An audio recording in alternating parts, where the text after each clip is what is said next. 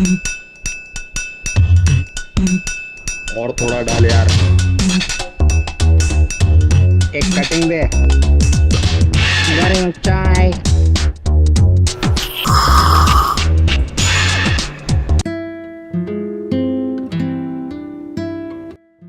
Hello, everyone.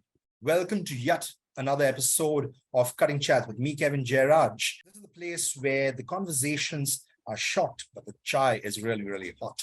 Today, we have none other than Mr. T. Boon, who is a senior student recruitment coordinator at Monash University. He excels in design, and he is the guy who's actually going to be at the doors of heaven, letting you in if you do want to enter design in Monash University. Welcome, T. Thank you, Kevin. Very nice to be here. And thank you for having me. You know, today, when you talk about design, things that come into your mind is designing posters, designing posts for social media, designing various other things, but people do not really know that design are so many other things than just these few. You want to throw some light on that? I think the idea of design, people throw that term around very loosely. And it's when you talk about design, I think what a lot of the times students are trying to say is that they are creative people. They enjoy creativity. They have lots of ideas. They're problem solvers. And I think that's a good way for us to sort of talk about it. And when they say design, and then start asking the questions of what really do you enjoy about design? What aspect of it? And that might go towards shedding some light on that their preference is more like in communication design, or if it's more like industrial design or spatial design, or it could be a combination of co-design, for example. So I think you're right. I think that term design sometimes can be a little bit hard for us to sort of pinpoint when we're speaking with students or parents or anyone really. So no, I think that's pretty much what I think at this point in time. No, absolutely. Because as I said, there's a preconceived notion of design, and here things get a little more complicated because in school you have the term art. You don't have the term design as such. So people come up to me and actually say, please take art if you really, really are serious about design. And they say, hey, it belongs to a completely different department.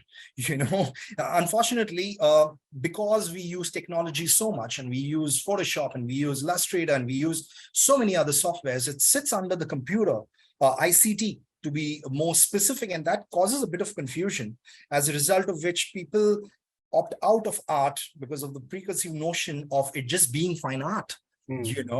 So I just wanted to actually ask you, what are the kind of skill sets that a person who, communication design student, all right, should possess before he enters a program on communication design, even if you're talking about what are the softwares that he should know, what are the basic talent that he should be having? And I think the thing is, we have to also be a little bit realistic, because coming from school, as you've already said, made a really good point, is that I think a lot of times students are not given the opportunity to experience what actually design is. Many schools, and that includes Australia, and within Australia and other countries as well, they don't often get a chance to do design as a subject. And that's why, because design is so broad, and then they don't even have the chance of actually experiencing it at school, that it's very hard for them to really know what design really is. And for them to choose that to study later on, that's actually quite a big decision to make. I think when I'm speaking with students, I think the type of traits is they would identify themselves as a creative student, or as a creative person, enjoying the creative process. And I think that's a good place to start for any of the creative disciplines, because I think particularly if you're talking about design students or communication design students, I think generally they are more inclined towards the 2D sort of either online or print. They're more in that space. But even then, I think as a communication designer, you can go into a lot of different areas. So I think your own preferences and traits will play into what kind of a communication designer you will be as well. So I think curiosity and creativity is really important for for students to start off with. And then I think building on that, because creativity and curiosity is something that we can't teach you, right? Absolutely. Yeah. But the technical skills and knowledge is something that we can. No, that's absolutely right. But I've always also realized that creativity, although it cannot be taught, it needs to be an exercise, and it has to be a constant exercise. Like, I was talking to a couple of students, majority of their project submissions were PowerPoint presentations. And I said, so if you are presenting it in PowerPoint, design plays a vital role there, be it anything, and everything cannot be just a plain black and white slide. So where is it that you actually start? And that is a direct form of communication design, because you are presenting your project and you're actually communicating how you see it, right? Correct me if I'm wrong. Oh, absolutely. So I just believe in the modern world, communication design forms the basis of everything, whatever you're taking up, whether you want to get into finance later, whether you want to be a doctor, whether you are, even if you're just a speaker at a conference, what you show and what you present, it forms the basis of it. What's your thought on that? I think you're right. I think communication design is more prevalent throughout society than most people would actually know. How much it actually plays within society, and every single business has the need for a communication designer, but the type of role might not be called a communication designer. Sometimes it might be called a communication designer, but the skills are what the kind of training that you would get from a communication design would actually do. So I think the need for it in society is very big. It could be in advertising, it could be at universities. Pretty much every company requires communication design. And I think as students are sort of learning, they get more exposure to where the different types of industries and companies that actually need communication designers, the skills you get from communication design. So I think the thing that I always try to get students to understand is what kind of skills do you get from if you study to become a communication designer, what kind of skills can you take from that? Don't be stuck on sometimes the name of the role that you might be going into, because try to focus on the skills. And I think within the training that you've done, because design, I think, is not just creativity and curiosity. And you're absolutely right. The training when you're doing university is the training to go through the design process and to think critically as well, and to be able to do that every single time and do it efficiently. So I think that type of skill is required in just about every single company that you can really think of, not just advertising and design companies. Today, everything, including people who do not know Photoshop and all, there is an app to present everything. Everyone, especially with the sudden burst of social media, everyone wants to present themselves in a nice and creative fashion. To break it up, if you actually had to break it up, in communication design, what would be the curriculum that you'd actually just, briefly for our viewers? So at Monash, we place quite a heavy emphasis on studio-based learning. So when you actually look at, and that mimics what actually happens in industry, working within the studios, and working in a studio for an easier way of understanding, because I think we use the term very freely, because I think for like students, they go, oh my gosh, studio-based learning, what does that really mean? Or working on a studio, does that mean that there is a particular space that I have to sit? It pretty much just means, for the people that are listening, it pretty much just means working on project, right? But studio-based learning, working on a project, is really important, because when you actually start working in the real world, you're working on a project or a brief from a client. And you need to be working with other designers and working with other professionals as well, not just designers. So you have to sort of take that in consideration as part of your collaborative sort of work. So that studio-based learning is very key in our curriculum. more so than some other universities, potentially.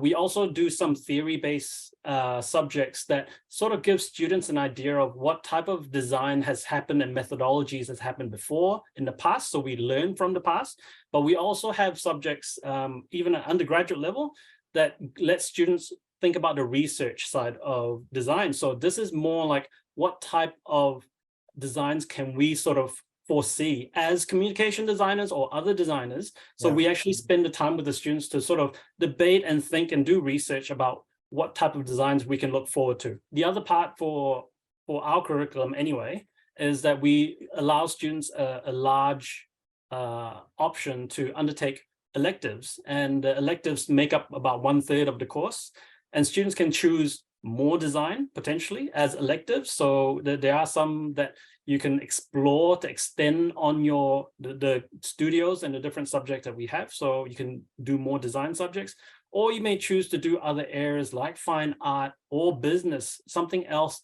that could potentially complement your design skills as well. So I think that's why we give students a lot of flexibility within the course itself. You can specialize in comms design, but then maybe do some marketing on the side as well, potentially, or fine art to sort of bolster you up in regards to if you're looking at going towards the advertising space.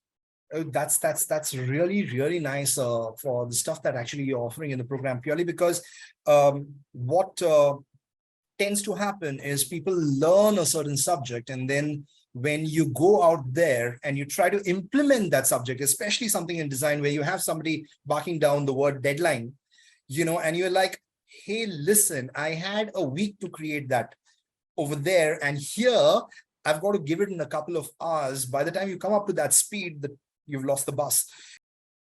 Could you tell us a little bit about internships, the job opportunities, real world experiences, which you through? Is it the same in Australia with all communication design, or is it nice and specific to Monash itself? I think it's different for different universities, and they have slightly different focuses as well. And some might focus more on research, some might focus more on industry as well. I think because we are Monash being Monash, we still need to do research. So that's more the future thinking of what's the new things that we can push towards as well. I love that. Yeah. And then we still have industry projects. So students can opt to do internships if they want to. We will help them get internships, and they'll go towards their degree as well.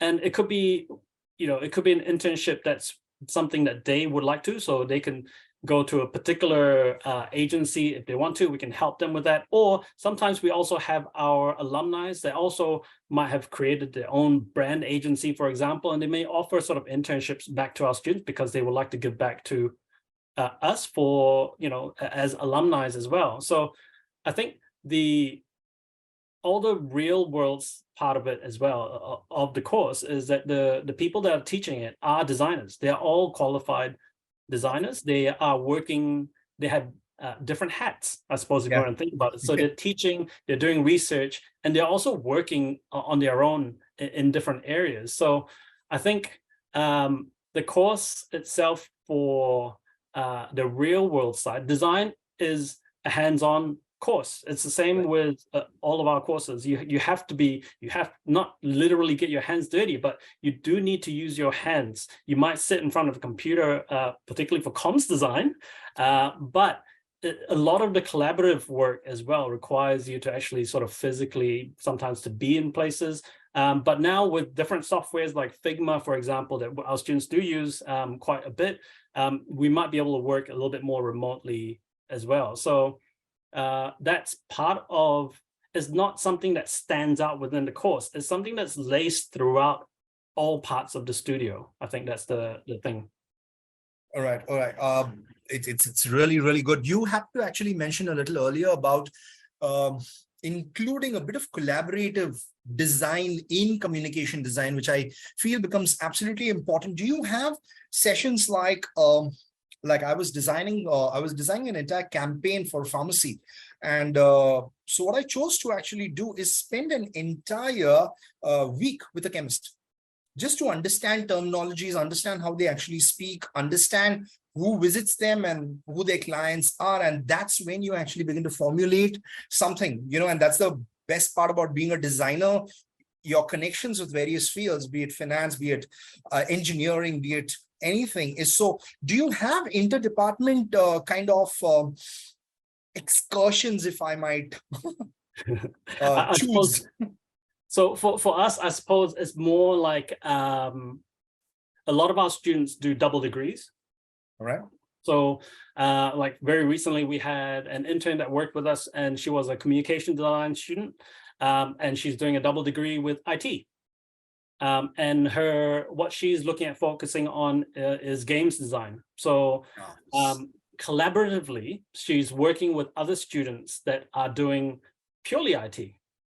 But she's more of a designer. So she might do some aspects of the designing of the experience itself, very much like how you said, I've been in UX, and then they only coined the term. I think what she's doing is designing that experience and on how the gameplay of it. And then she will also, because she's doing an IT degree, she's looking at building the environment, whereas some other students that are more on the IT side might be looking more purely at the coding side of things as well, and maybe character design.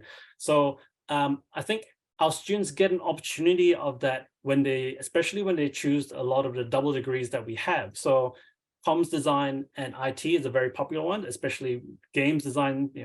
A lot of people like games, I suppose. Oh, yeah. That's the thing right now. Yeah. Some students might choose to do a double degree with business, for example, because they feel that maybe going into marketing, communication design and marketing it complements itself really well as well. So I think doing these double degrees expands our students' perspective a little bit. There are pros and cons to it, I think. I think with doing some of these things, I think doing a double degree gives you these other skill sets that you may not have known, and it sort of teaches you these things. But then we've also had students that started working, and I remember there's an alumni of ours that is working for Spotify at this point in time. And he's developing different products for them, right? But Spotify offered to teach him how to do coding. Wow. Okay. And then he decided that he didn't want to learn coding. And the justification was, which I found really interesting, was he thought that understanding the coding may limit him on his design. What? Yes. Okay. Put him in the matrix. Yeah. There is a slight justification there, but yes, understand. Yeah. So that's his preference. That's his preference. So, and I think he wanted to be more of a pure designer rather than sort of more on that side. So I think depending on I think there are pros and cons for both. And I think the good thing is that if you want to be a pure designer, you can study communication design on its own and expand on doing more design within the degree itself. But if you wanted to understand IT and coding at the same time, or business, you can do another degree. And essentially our degree at this point in time is 3 years. If you do a double degree, it's with like business or IT, it's only 4 years. So I think that this is how our students get a chance to learn other areas, because I think the course itself, sometimes the focus and the training is to teach you to be a designer and to go through that process and learning all the different skills for branding and typography. It already takes up quite a lot of time, but at least with the electives or the double degree, they have a chance to sort of explore other areas and hopefully sort of make themselves a little bit more competitive, I suppose, having a different skill set. I think you used the right word, competitive, purely because today you have independent designers, right, who are extremely creative, but probably do not really know how to either market themselves or run the business independently, where you require a bit of knowledge. Or you have a business guy, on the other hand, who's actually great at marketing themselves, great at creating these presentations, but lacks the art and the communicative skill, and then you need to actually reach out. So having a double degree really, really works. Tell me about the kind of students that come from my side of the continent. You know, my side of the world, the the people who are actually opting to do a communications design program, what is it that you guys are actually looking out for? What's that one or two key things that they should be keeping in mind? I suppose for us is open to exploring. I think because sometimes not just specifically from India, I think students in general sometimes have this preconceived idea of what design is. And sometimes when they come and do the course, as much as we try to educate them and sort of tell them what it is, sometimes they have a bit of a shock as well. And keep in mind that sometimes with students, they're coming from high school to university in a different country as well. I think that transition is like a double transition, which is difficult for any student normally, but for an international student away from home, and then suddenly a new course as well, a new study area, more expectations as well. I think being a bit resilient is really important as well, and being open to sort of wanting to explore and learn, because I think a lot of the course gives students a lot of opportunity to explore what design really is, to really find their own sort of design voice, if you will. And I think students should be open to that if given that opportunity. Because I think sometimes with students, they're more comfortable being told. Whereas at university, we want you to find your own voice. So we'll give you all these opportunities. Please take them. Please find your own fit and where you sort of belong in the whole giant world of design, I suppose. No, absolutely. I think that is what we at Inc. actually trying to push. You know, we are trying to take exactly what you said and introduce it a little earlier. You know, introduce a little earlier. So the thought process of having design as always being on your plate. You know, you have to, when you have content, think of design. How are you going to present it? When you are presenting even yourself, how are you going to think design? And that needs to be incorporated at a school level here, so that the transition becomes a lot easier.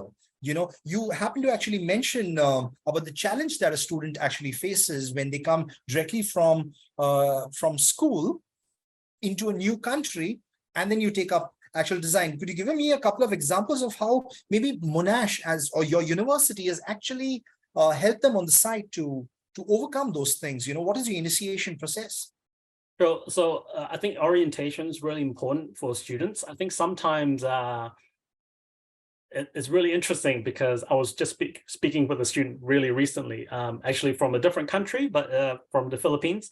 And he was looking at studying design with us as well. And he was like, do I need to attend orientation? And I think particularly for a new student coming to a new country, a new university, a new course, I think orientation is created specifically to get students up to speed so they know where to go, not necessarily like every single thing. So I think the university puts a lot of effort into the orientation. I think particularly with international students, we do briefings in country before they leave the country as well, so that they have an idea of what to expect, what to bring into the country. And then when they actually hear, the orientation kicks in, and it's more about, if you need academic help, this is where you find it. If you need psychological counseling, this is where you go as well. So there's a lot of different resources that universities provide. But once again, because universities are so different to a school, where when you're at school, a teacher might come up to you and say, hey, are you okay? Do you need help? Whereas at university, because you are an adult, you know, you are an adult now, and you are, even though you're a new country, the university will say, these are all the resources. If you need help, please come to us to ask as well. So I think during a lot of what we do is getting students sometime to change their perspective a little bit, and to have a better understanding that university is going to be different to going to school, and they do need to sort of voice themselves and sort of work on their sort of communications and their confidence a little bit. And that's why people go to university. Yes, to study communication design to sort of get a job, but it is to sort of build your own confidence and your own sort of skills and expectations and resilience. When you actually start working, it's part of that training. It's all sort of bundled within the university sort of experience as well. And I think sometimes students can very easily forget and think that I am going to Monash to study 16 hours a week of design, and that's all I need to do. No, actually, it's more than that. There's the project time, the studio time, and then the readings and the assignments, and and then there's also a lot of every hours that you're actually here, you're learning something new as well. So being resilient is very important, and I don't think students sometimes give it enough time to sort of put that effort into thinking about it before they sort of transition from school. Because as soon as you finish school, you come to university, right? There is no sort of middle ground where you go, look, I need to sort of prepare myself mentally, or or like the security blanket has been ripped. Yeah. And you're like, wait, what just happened? Yeah, it happens so quickly, right? It happens so quickly, and we know this and we see this. That's why we sort of like to, when we're speaking with the students, even when we're in India, for example, if we're in India, I would say, look, take your time, think about it, prepare yourself. These are the things you do. You don't need to study how to use particular softwares. For us, the important thing for us is that you are prepared to be able to study the course to the best of your ability. And that would be sort of your own mindset. The softwares and things we can teach you, the industry standard softwares, we can teach you these things. We can't teach you, though, how to sort of how to starve away culture shock or homesickness or preparing to live on your own. So I think that's a whole different thing. But I think that's the whole experience. That's something that we you need to put into your bag when you're at home only, right? Before you set out to travel, especially in the world of design, because I believe all designers are travelers. That's how we get our inspiration, whether it's books, whether it is people, and being resilient, being open to actually being on your own, all by yourself, just talking to yourself, and then collaborating is what the kind of skill set that you actually bring along. T, any parting words? This has been a lovely session. I definitely would want to talk to you more in the future on various other subjects. Any parting words to our viewers? Yeah, I think my parting words to students would be, if you are a creative student, there is something out there for you. Communication design plays into almost every part of society. So I think you'll be surprised at what industries and what jobs are really out there for a communication designer. I think you can expect to be a lifelong learner if you are looking at going into design, because your job is to come up with new ideas. So you will always be learning something new, and that you will enjoy coming up with these new unique ideas that's specific for yourself, that cannot be replicated by AI or anything of the sort at this point in time, because it is unique to yourself and your own ideas. So I think you should embrace your creativity and pursue your passion. There you go, guys. Parting words from the master himself, Mr. Boon. Thanks for being on our show, and I hope my viewers actually benefit a lot from what you've said. I definitely have. Thanks. Always a pleasure.